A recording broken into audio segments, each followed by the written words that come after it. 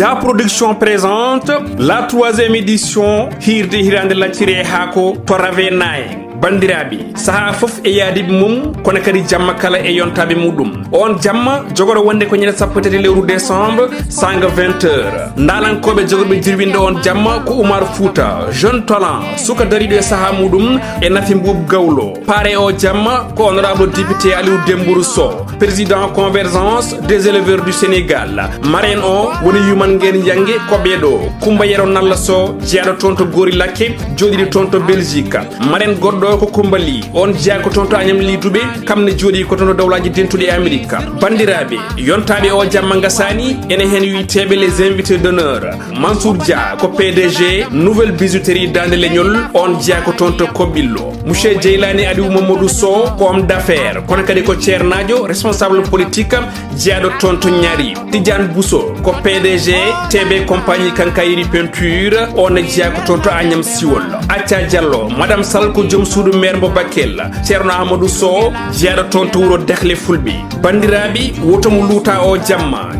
jubbude e lowdi Patam Lamiri programme o koni sifori sanga 20h ko nden hoɓɓe bismete mbaɗe e condition ngaji moƴƴi sanga 20h10 golle ɗe puɗɗo 20h15 ko discours Abou Samba Diop gardiɗo Pidi TV 20h30 ko nden artiste garano fuɗɗoto golle muɗum koye nder hen gadduɗo ngo miijo jamma hirde e hirande laccire ha ko ƴettata konngol woni Sali Dia 21h45 ko conférence e toɓɓere subane nde tawi yuɓɓinto on conférence ko Abou Samba Diop e woɗɓe hono makko en ko nden artiste ɗimo kamne toƴƴata dande yimɓeɓe belto koye nder hen ko fada ko yettoto woni nden hirande laccire haako entrée unique woni tikke gote on ɗon jamma kujunnaji ɗi mbuuɗu 10 000 francs CFA so tawi cuɓiɗa ko tabal ngaliɓe joyo kujunnaji nogas woni 100 000 francs CFA bandiraɓe wotomo luuta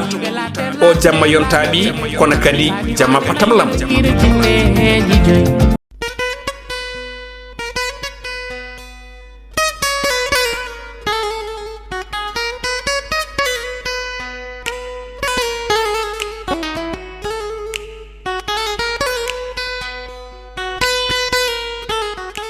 jam wale mon bandiraɓe musidɓe tedduɓe hettiɓe heeɗiɓe daraɓe a yaw Pindi TV en garte kattande jomiraɗo subaka hande gam yettinonon ko sifa e kele kadi jeydeji leydi Sénégal joni paɗen koye jaydeji ɗi alkamisa nogas e jeeɗiɗi lewru novembre hitande ujunnaje ɗiɗi nogas joyi ko sifa e kelle gadane jaydeji leydi Sénégal eɗen pudoro e jayde direct news kam simen janiyankoɓe ɓe gatti koye gunɗon jillu ganda kay Idriss Seck jano toon to suudu dumbirdu gam yiiɗoyde o ganda kañum woni Badara Gadiaga kam musidɓe men janiyankoɓe ɓe garti hen ɓe gartine kadi e on mo ganda kañum woni Badara Gadiaga mo ganda kay ene foti andude komo woni jogoreji wonde janggo muɗum ɗum noon wonata ko ñande 4 e lewru décembre hono wiiri kamɓe musidɓe men janiyankoɓe ganda kay kañum woni jayde direct news ɓe garti noon e ɗin ɗon konngudi ganda kay Idriss Seck suuti ɗum to hakkude makko e Badara Gadiaga ɗum ko nde o tawimo toon to suudu dumbirdu gam yiidemo ina tawe e jayde ganda kay kañum woni jayde direct news jayde L'As Quotidien kañum arti koytu yala haali question gouvernement ko leti kay wonande opposition o kay woni tan lunno ngo kañum en anniyi fulƴinde holko ko yuti yala haali on ɗon question gouvernement woni tan ɓe jogorani notiyade toon to suudu sarɗiji to ɗum ina tawe e jayde nde holno musidmen jayden koɓe mbaɗiri baton natal o ganda kañum woni Anta Babacar Ngom kam e Aissata Tall Sall ene tawe e jayde L'As Quotidien kono ɗum ko kam musidmen jayden koɓe ɓe garti e Badara Gadiaga mo ganda kay ko ñande 4 e jogori andude e janggo muɗum taw en yaltat walla taw heddot toon to suudu dumbirdu ɗum ene tawe e jayde L'As Quotidien ɓe gartine kadi on ɗon coup d'état mo ganda kay waɗi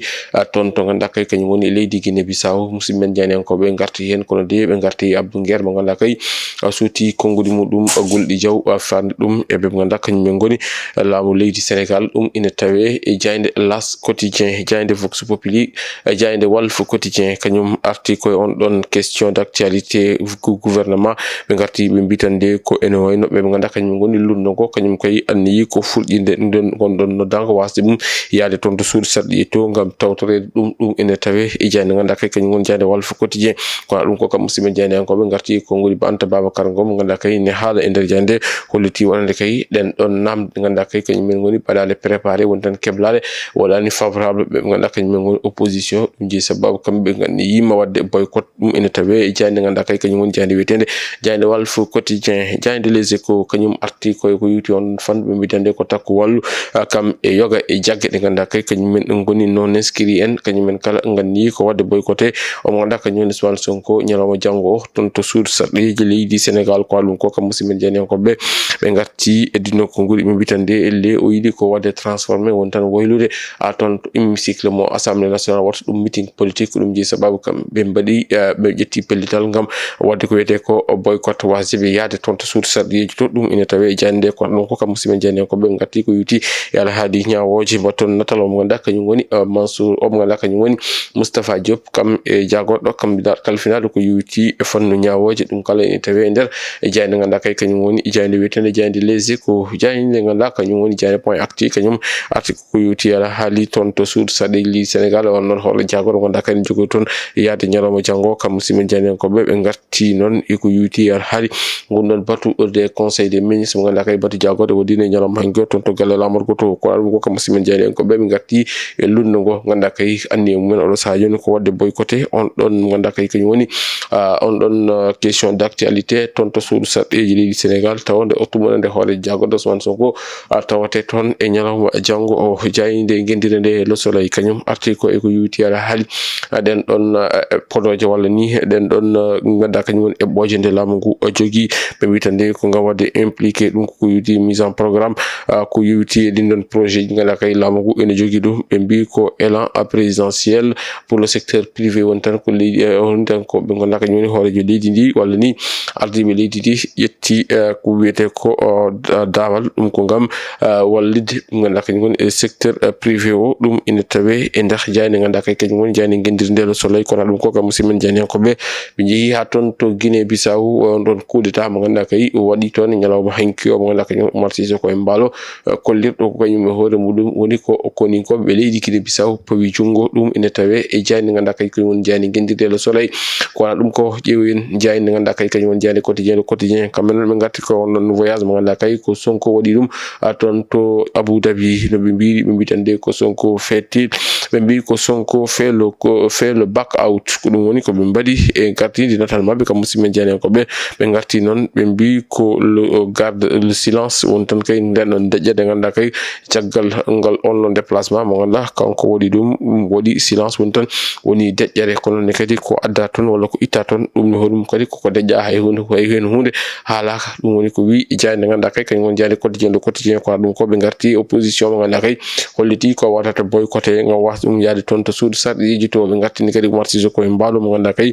wadi holliti kanyum hormulum ko wala dum don ko ene tawe jande ko non ko musimen jani ko be ngarti e ko gonda kanyum woni on don nyalom nganda kay ko nyalom teddiniral tirailleur sénégalais dum ene tawe e der jani nganda kay ko kanyum woni jandi weten jandi quotidien jandi rewmi quotidien kanyum article ko yuti ar hali on don coup d'état baddo ton to leydi Guinée Bissau kambe non ko namdu mabbe gaddi be jojjini do be jeewo jabotolo be mbi ko kumonte wala ko coup d'état hol no dum wawi latorade neddo wade coup d'état habra wi ko min balado coup d'état dum ko namdal kal ganda kay be ganda kany men goni musibben jandi anko be jande rewmi quotidien wadi dum be bitande ko kanko wada coup d'état kon de ko kanko rat contrôler leydi ndi dum ina tawe e jande ganda kay kany won jande rewmi quotidien jande coftal ballinde article Ligue des Champions ko yuti Ligue Champion européenne be bitande ko Arsenal kanyum kay holliti hoore mudum ko de Liverpool nena baydo nibbi dide e kudi yon fannu ko be garti e ben be ganda kanyum be leydi Sénégal labe taw ko arbitrage be ganda kay e cubama ngam be mbaawa wadde arbitré on don ko Afrique des Nations ene jeya hen Issa Sy kam e diddal mudum dum ene tawe e jayne ganda kay ko woni jani wetende jande Tribune Sport ko dum ko kam musiben jani ko be Tribune Sport be garti Aliou Cissé e bido yidde mudum kay ko Sénégal yettungel don kawgel africain ko weli hitandu junnaji didi e nogas e jeegom ganda kay ni jogori wadde ton to leydi Maroc jande record quotidien article Ismaïla Sarr kam e mo ganda kany woni Mamadou Sarr dum ko yuti e potite baloje e kigide hando ton to dunde Europe bandirabe musibbe tedube hitibe libe tiankobe kam e darabe ayaw Pindi TV ko dum won ko min kam no robinade ko sifa e kede kede jari ko sifa e kede kede jande di Sénégal adi men robine jande ko aljuma jango warat so gën haji do e den min ben jokke doftade camera wi dal programme uji di Pindi TV ala jaram